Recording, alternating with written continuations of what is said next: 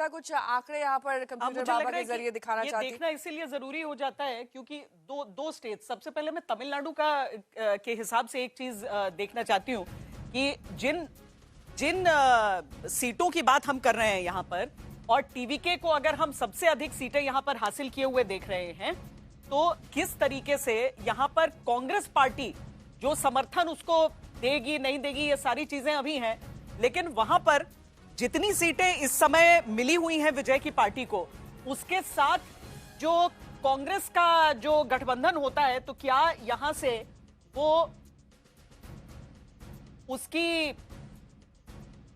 उसकी सीटें जो हैं वो पर्याप्त रहेंगी? कांग्रेस पार्टी को फिलहाल केवल 4 से 5 यानी कि 4 जिसमें से 3 वो जीत चुकी है, 1 पे उसकी बढ़त है, उसके साथ यहां पर स्थिति बनती हुई दिख नहीं रही है। वो उस तरीके का आंकड़ा बन नहीं रहा है, तो क्या टीवीके और भी किसी का समर्थन लेगा नहीं लेगा वो देखना होगा। लेकिन पश्चिम बंगाल में देखिए, आप 2 हिसाब से इसको समझिए कि एक तो शहरी क्षेत्र जहां पर ये पूरा देखिए, बीजेपी यहां पर 43 सीटें, पिछली बार उसे काफी कम, यहां पर ममता बनर्जी का दबदबा हुआ करता था, लेकिन ममता बनर्जी की पार्टी इस समय 25 पर केवल दिख रही है, 31 का नुकसान उसे। लेकिन सबसे अहम क्या हो जाता है, पश्चिम बंगाल जैसे राज्य में जब हम ग्रामीण क्षेत्रों को देखते हैं, दबदबा यहां पर रहा था ममता बनर्जी का, और यहीं पर पूरी तरीके से परिवर्तन, जहां पर बीजेपी 120 सीटों पर लीड इस समय कर रही है। अब क्या इतनी सीटें हैं जहां पर जीत हार का फासला कम से कम काउंटिंग के हिसाब से इतना कम दिख रहा है, जिसके कारण हम कह सकते हैं कि स्थिति पलट सकती है, जो टीएमसी बार बार कह रही है? तो 500 से कम का फासला जो है वो केवल एक सीट पर टीएमसी जिसमें आगे है, और एक सीट जिसमें बीजेपी आगे है। 1000 से कम का फासला अगर देख लीजिए तो टीएमसी की 3 है ऐसी, बीजेपी की 3 है ऐसी। 3000 से कम का अगर हम देख लें तो टीएमसी की 8 है, बीजेपी की 16 है। तो कुल मिलाकर जहां पर बहुत कम फासला है दोनों के बीच में, उसके बीच आपको परिस्थितियां कुछ ऐसी दिखाई देती हैं, यानी कि बहुत ज्यादा ऐसा नहीं है। 199 बीजेपी अब पहुंच चुकी है। 199 का सीधा मतलब हो जाता है कि हो सकता है 200 का आंकड़ा भारतीय जनता पार्टी पार कर जाए, और इसमें सिंबॉलिक सीटें बहुत सारी हैं, जो ममता के आंदोलन की सीटें हो या फिर इस बार हुमायूं कबीर की सीटें हो। हुमायूं कबीर एक जगह से 30,000 से ज्यादा वोटों से आगे चल रहे हैं, दूसरी जगह से वो चल रहे हैं करीब 20,000 से अधिक वोटों से आगे, और लगभग उनकी सीटों पर अभी गिनती खत्म होने वाली है। चिंगूर, भांगूर, नंदीग्राम आंदोलन की तीनों सीटें टीएमसी वहां पर पीछे चल रही है। भवानीपुर की जहां तक बात है, वहां पर फिलहाल ममता बनर्जी की लीड 7,000 वोटों की बरकरार है, और यही चीज संगीत रागी जी मुझे लगता है कि बीजेपी को भी आश्वस्त कर रही है। एक चीज और देखिएगा, जिसमें 11 राउंड 12 राउंड हुआ है, वहां भारतीय जनता पार्टी कंसोलिडेट कर रही है। जहां कम राउंड हुए हैं, अभी भी बहुत सारी ऐसी सीटें हैं, कम से कम 10-12 ऐसी सीटें हैं जहां 5 राउंड हुआ है या 4 राउंड हुआ है। पता नहीं क्यों वो इलेक्शन कमीशन के डेटा के अनुसार मैं बात कर रहा हूं, डिले के कारण है।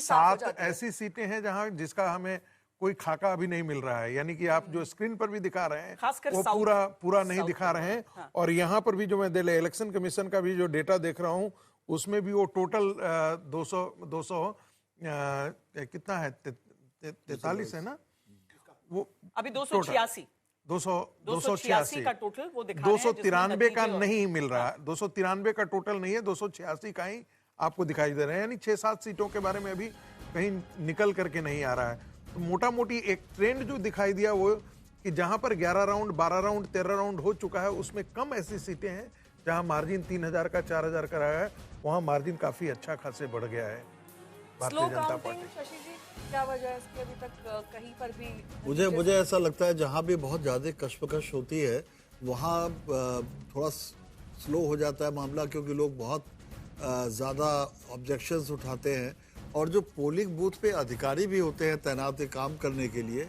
वो भी बड़े फूंक के कदम रखते हैं।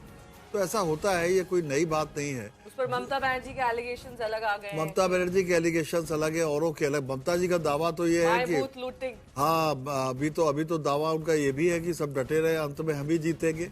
लेकिन मैं ये देख रहा हूँ कि आंकड़ा स्टैब्लिश हो गया है काफी कुछ, अब इसमें बहुत ज्यादा उलटफेर की गुंजाइश दिखाई नहीं पड़ती। 293 का आ गया, जिसमें इंडियन नेशनल कांग्रेस को 2 सीटों पे लीड हो रही है, आम जनता उन्नयन पार्टी 2 सीटों पर, यानी कि वो हुमायूं हुमायूं कबीर कबीर वाली दोनों सीटों के, और कम्युनिस्ट पार्टी ऑफ इंडिया 1 और आईएसएफ जो तृणमूल को पहले हराई थी, वो बांगुर वाला सीट वो सेक्युलर फ्रंट लीड कर रही है।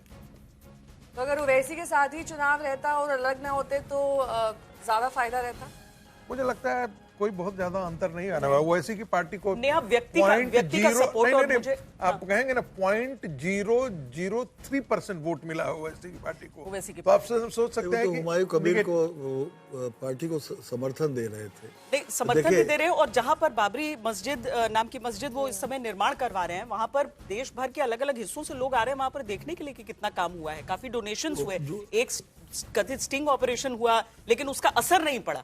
वो श्वेता, जितने लोग आ रहे हैं वो अल्टीमेटली भाजपा के ही वोट बढ़ा के जा रहे थे। तो भाजपा का, मैं तो टेम्पलेट की बात कह रहा था। देखिए, पहली बात यह कि इससे इनकार नहीं किया जा सकता कि इतनी बड़ी विक्ट्री कोई किसी एक नारे पर नहीं हो सकती।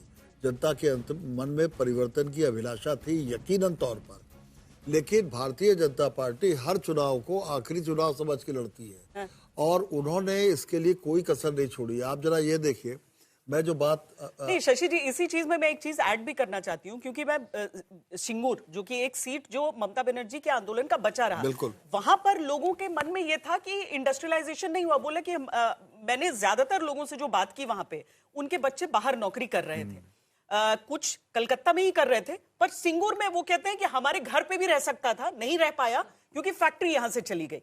तो उस समय जो लोग आंदोलन का हिस्सा भी रहे, वो भी सोच रहे थे ऐसा कि शायद रोजगार जरूरी है अब। बट मैं एक बात बताऊं, 15 साल की, मैं एक अपनी बात पूरी कर लूं आशु। 15 साल का जो उनकी हुकूमत थी, उसमें उन्होंने अपने रीति नीति और चाल चलन में बहुत परिवर्तन नहीं किया। अगर वो उसे करती तो बहुत सी चीज़ों का फर्क पड़ता। लेकिन मैं एक परिवर्तन आकांक्षा बहुत जल्दी पैदा होने लगी है यदि आप हुकूमत पर लगातार जोर न दें और डिलीवरी न दिखाई पड़े। अब जैसे मैं आपको उदाहरण देता हूँ, उत्तर प्रदेश में मायावती ने एक सड़क बनाई, अखिलेश यादव आए, उन्होंने दूसरी बनाई। हम लोगों को एक एक्सप्रेस वे मिलना शुरू हुआ उत्तर प्रदेश में। अब उसके बाद इस सरकार ने आते ही इतनी तेजी से काम किया कि अब हमें, हमारे पास उत्तर प्रदेश वालों के पास गंगा एक्सप्रेस सबसे देश की सर्वाधिक एक्सप्रेसवेज हैं, सबसे ज़्यादा मेट्रो है, सबसे ज़्यादा स्टेशन एयरपोर्ट्स हैं और इंटरनेशनल एयरपोर्ट सबसे ज़्यादा हैं। 200 का आंकड़ा टच हो गया है, 200 का आंकड़ा टच हो गया है। रुझानों के मुताबिक बीजेपी को 200 सीटें पश्चिम बंगाल में मिलती हुई दिखाई दे रही, जबकि ममता बनर्जी की पार्टी टीएमसी को 87 सीटें, यानी कि 100 का आंकड़ा वो भी नहीं टच कर पाई है ममता बनर्जी। शशि जी, आपको डिस्कशन में शामिल करना चाहूंगी, क्योंकि आप वो चीजें गिना रहे थे जो पश्चिम बंगाल में ममता बनर्जी की हार का कारण बनी, लेकिन उनके तमाम जो हमने रैलियां देखी, जिस तरीके से जनता के बीच में गई, एक बहुत ज्यादा आत्मविश्वास उस महिला में दिखाई देता है। उसकी वजह क्या है? 3 बार सत्ता में काबिज होने के बाद भी ये आत्मविश्वास कि आप चौथी बार भी वापसी कर रहे हैं। देखिए, ऐसा है कि वो इस देश की वो चुनिंदा पॉलिटिशियंस में हैं जो जमीन से बहुत ज्यादा जुड़े हुए हैं और वो भी चुनाव को उतनी ही गंभीरता से लेती हैं जितनी गंभीरता से भारतीय जनता पार्टी लेती है।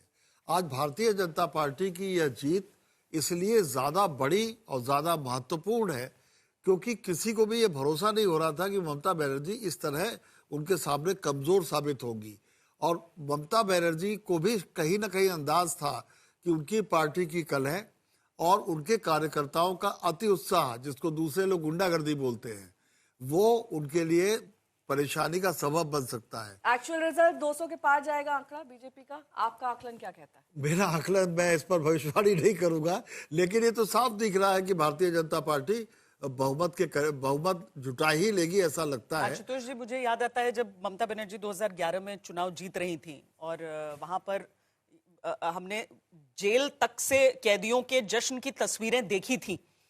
जो एक फाइटर के तौर पर ममता बनर्जी उभरी, वो आज भी उनका खत्म नहीं हुआ। पिछले चुनावों में नंदीग्राम में चुनाव चल रहा था, उनको उनके कार्यकर्ताओं की तरफ से कोई रिपोर्ट मिली, जाकर धरने पर बैठ गई उस पोलिंग बूथ पर।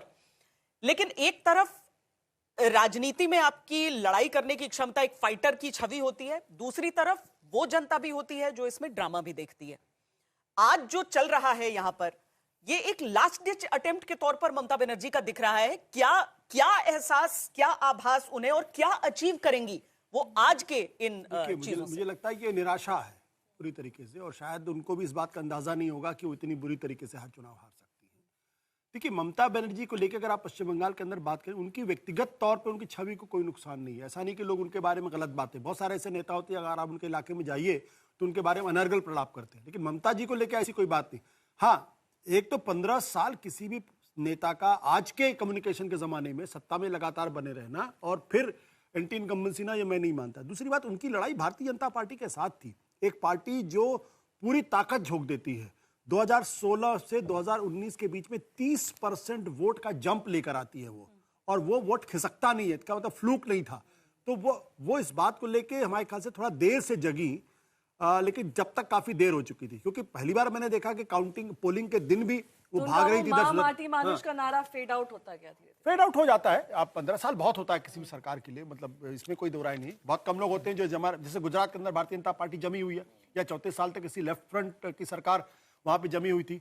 लेकिन अगर आप देखें, एक साइकिल होती है, जैसे असम के तरुण गोगोई की सरकार 15 साल चली, दिल्ली में शीला दीक्षित की 15 साल चली, महाराष्ट्र के अंदर एनसीपी कांग्रेस की सरकार 15 साल चली, मध्य प्रदेश के अंदर भी आपने देखा बदलाव हुआ था, छत्तीसगढ़ के अंदर बदलाव, 15-15 साल का एक साइकिल है, तो कह सकते हैं उसको। लेकिन ये एक तरीके से उनको आप रिजेक्ट वोट भी कह सकते हैं कि आप एक ही चीज, एक ही नारे बार बार सुनते सुनते लोग बोर हो जाते हैं, तो रिजेक्ट वोट भी हो। दूसरा, हिंदुत्व का एक नया आकर्षण पश्चिम बंगाल के अंदर है, इसको अगर कोई रिजेक्ट करता है तो मुझे लगता है कि वो या तो चीजों को नहीं देख रहा है या फिर वो देखना नहीं चाहता। निश्चित तौर पर पश्चिम बंगाल के अंदर हिंदुत्व का आकर्षण है, और खासकर वहां के पुरुषों में तो जबरदस्त आकर्षण इसका देखने को मिला है।